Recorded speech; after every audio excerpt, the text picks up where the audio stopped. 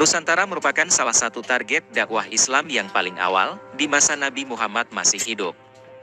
Sebab itu, tatkala Islam baru saja bersinar di Jazirah Arab, dengan cepat Nabi Muhammad mengirimkan para sahabatnya untuk berlayar menuju Nusantara, agar cahaya Islam juga bercahaya di sini dengan damai dan indah. Bukan kaleng-kaleng, yang berdakwah sampai Nusantara, adalah golongan para sahabat.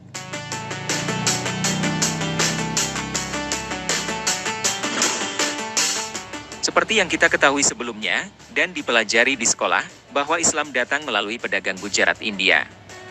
Padahal bukan seperti itu. Ini adalah cara yang disebarkan oleh orientalis terkemuka Belanda, yang pertama kali bernama J. Pijnapel, lalu Snoek Hurgronje, yang notabene ingin menutupi sejarah, bahwa Indonesia adalah bagian pada kekhalifahan Utsman bin Affan. Oleh karena itu, Indonesia patut diperhitungkan.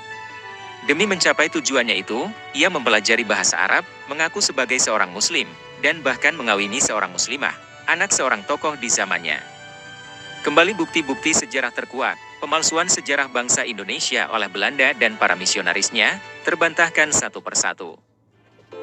Berdasarkan catatan Pustaka Raja-Raja Ibumi Nusantara Parwa 1 Sarga 3, pada sekitar tahun 536 Masehi, di tepian Sungai Musi, telah ada sebuah pelabuhan internasional.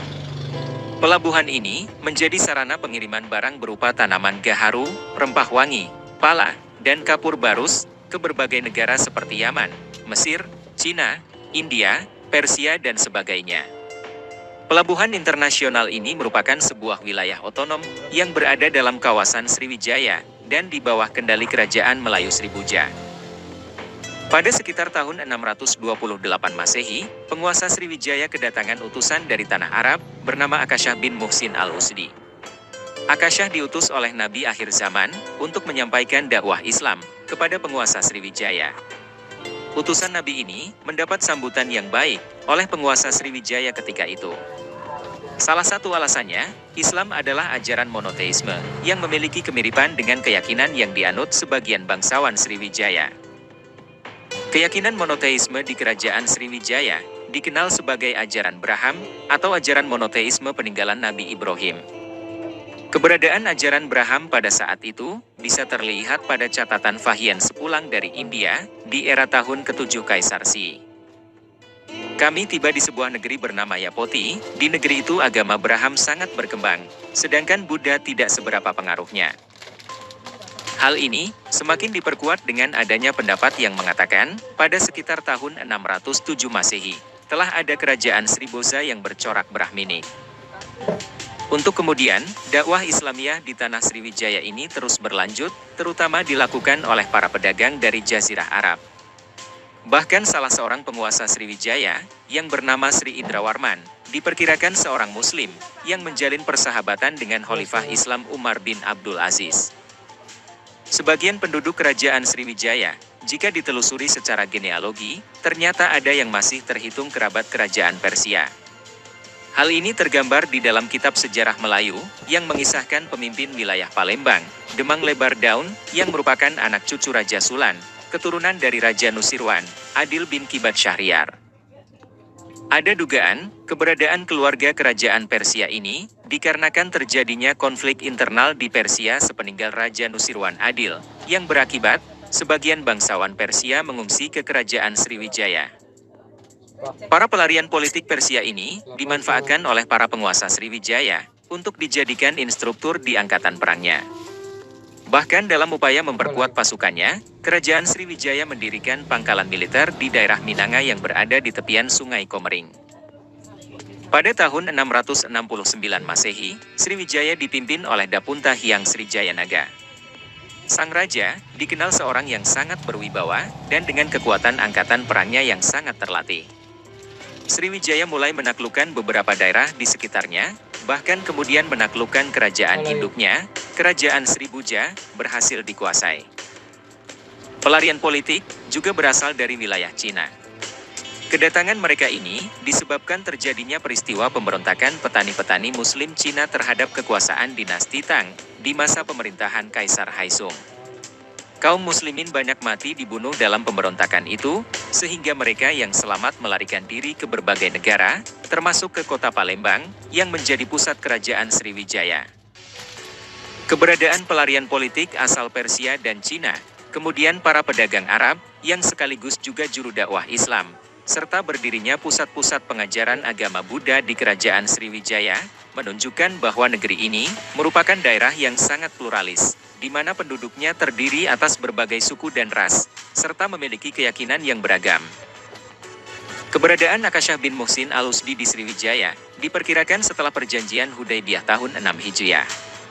Pada masa itu, Nabi memperkenalkan Islam melalui surat yang beliau kirimkan kepada para penguasa, pemimpin suku, tokoh agama Nasrani, dan lain sebagainya. Pendapat lain yang mengatakan Akasha bin Muhsin Al-Usdi di Sriwijaya pada sekitar tahun 2 Hijriah, nampaknya perlu diteliti lebih mendalam lagi.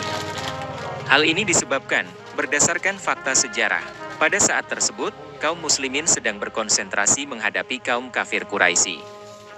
Jadi terasa agak aneh, jika ada sahabat yang berada jauh dari kota Madinah. Dalam bukunya Habib Bahruddin Asmat-Han, berjudul Kisyatut Dakwah fi Arahbiliyah Nusantara, dan sumber-sumber lain menceritakan, ada beberapa sahabat Nabi yang pernah berdakwah di Nusantara. Ali bin Abi Thalib. Sayyidina Ali, pernah datang dan berdakwah di Garut, Cirebon, dan tanah Sunda lainnya, tahun 625 Masehi. Perjalanan dakwahnya dilanjutkan ke kawasan Nusantara, melalui Timur Leste, Brunei Darussalam, Sulu, Filipina, Singapura, Thailand, Vietnam, Laos, Myanmar, dan Kampuchea.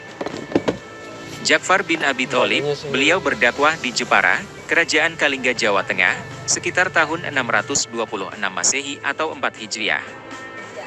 Ubay bin Ka'ab, beliau berdakwah di Sumatera Barat, kemudian kembali ke Madinah sekitar tahun 626 Masehi atau 4 Hijriah.